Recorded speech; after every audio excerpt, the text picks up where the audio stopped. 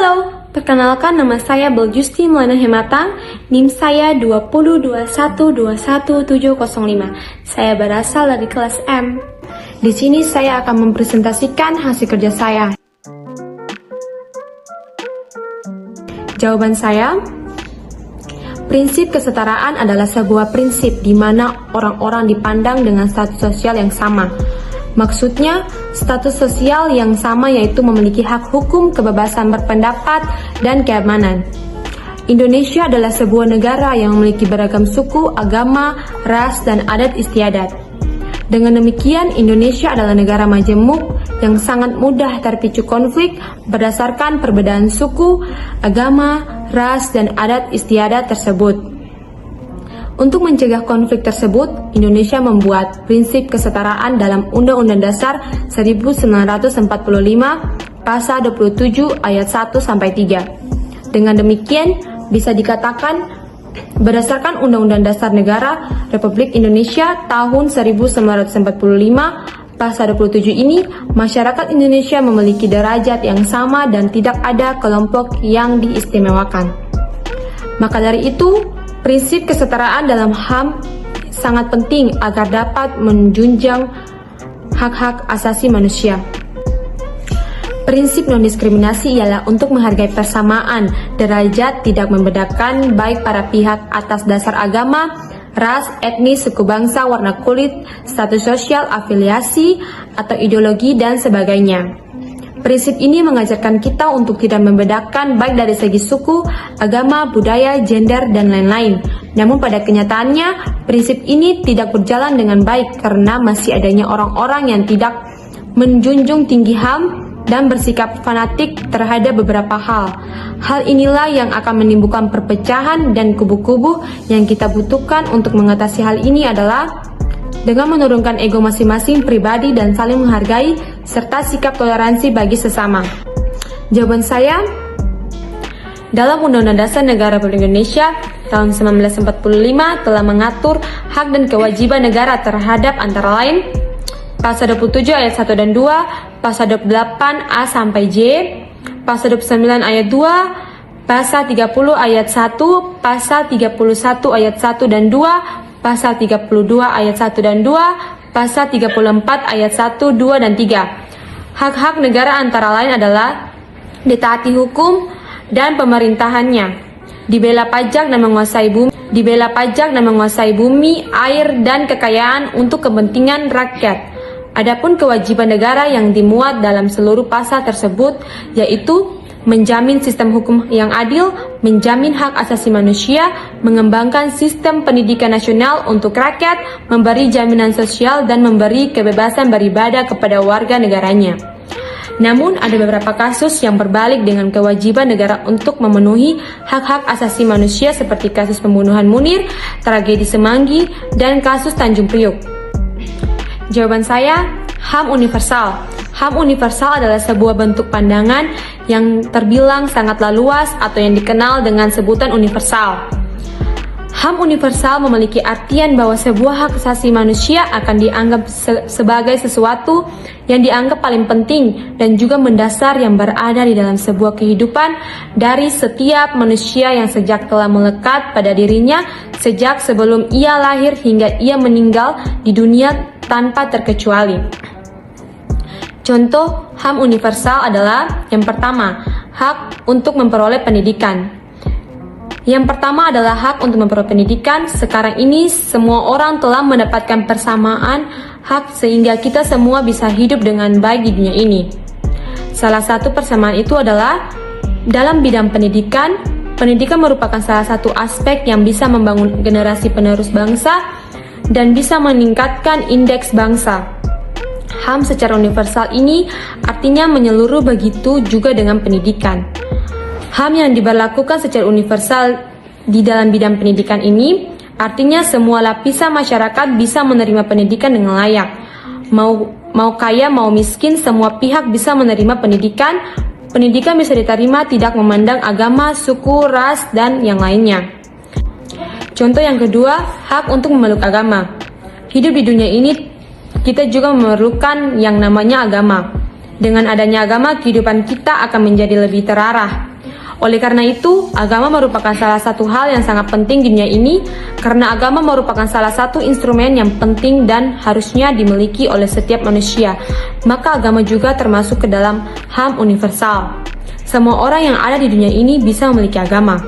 Setiap orang dibebaskan untuk memeluk agama dan kepercayaan tanpa dibatasi oleh suku, ras, umur, jenis kelamin, dan lain-lainnya. Kita semua bebas untuk menuntut agama kita sendiri. Contoh yang ketiga, hak untuk mendapatkan perlindungan di mata hukum. Tidak hanya soal agama dan pendidikan saja, di mata hukum HAM secara universal itu pun juga berlaku. Setiap masyarakat berhak untuk mendapatkan perlindungan hukum secara sah. Setiap masyarakat berhak untuk mendapatkan perlindungan hukum siapapun dia.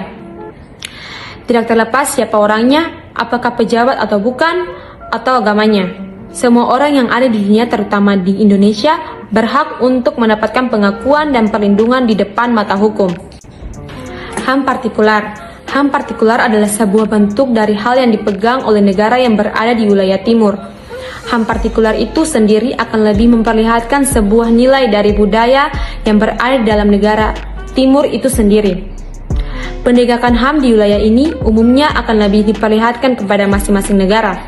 Contohnya, menurut Undang-Undang Nomor 39 Tahun 1999 tentang hak asasi manusia, HAM di Indonesia sendiri mendasar kepada hak yang diberikan Tuhan yang juga mengedepankan nilai yang relatif, di mana bisa disimpulkan jika HAM yang dianut di Indonesia ini dipandang secara partikular. Jawaban nomor 5. HAM bersifat universal dan tidak dapat dicabut, tidak terpisahkan, saling tergantung dan saling terkait satu dengan yang lainnya. Hak asasi bersifat universal karena semua orang lahir dengan memiliki hak yang sama, terlepas dari mana mereka tinggal, jenis kelamin, ras atau agama, atau latar belakang budaya atau etnis mereka. Dalam implementasi HAM, setiap negara perlu merujuk pada prinsip-prinsip dasar yang selalu menjadi bagian dari standar HAM. Prinsip-prinsip HAM ini meliputi universalitas, yaitu hak asasi manusia harus diberikan kepada semua orang tanpa terkecuali. Argumentasi yang mendasari prinsip universalitas hak asasi manusia karena setiap orang berhak menikmati hak asasinya semata-mata hanya ia karena manusia. Prinsip HAM yang kedua, tidak terpisahkan. Hak asasi manusia tidak terpisahkan dan saling tergantung, yang berarti bahwa untuk menjamin hak-hak sipil dan politik, pemerintah juga harus memastikan hak-hak ekonomi, sosial dan budaya dan sebaliknya. Yang ketiga, partisipasi. Setiap orang memiliki hak untuk berpartisipasi dalam proses pengembalian keputusan mengenai perlindungan hak-hak mereka. Yang kelima, transparansi. Keterbukaan tentang semua proses informasi dan pengembalian keputusan yang berkaitan dengan penjaminan hak-hak mereka. Yang kelima, transparansi. Keterbukaan tentang semua proses informasi dan pengembalian keputusan yang berkaitan dengan penjaminan hak-hak warga negara. Yang terakhir, non-diskriminasi, yaitu hak asasi manusia harus dijamin tanpa diskriminasi atas dasar pertimbangan apapun. Jawaban saya, prinsip martabat manusia merupakan prinsip yang sangat mendasar, tetapi fakta manusia selalu diperlakukan tidak sesuai harkat dan martabatnya. Setiap individu tentu memiliki hak asasi yang bulat dan tidak dapat dibagi. Hal ini dijelaskan di dalam Undang-Undang Pasal 28A sampai J mengenai hak asasi manusia.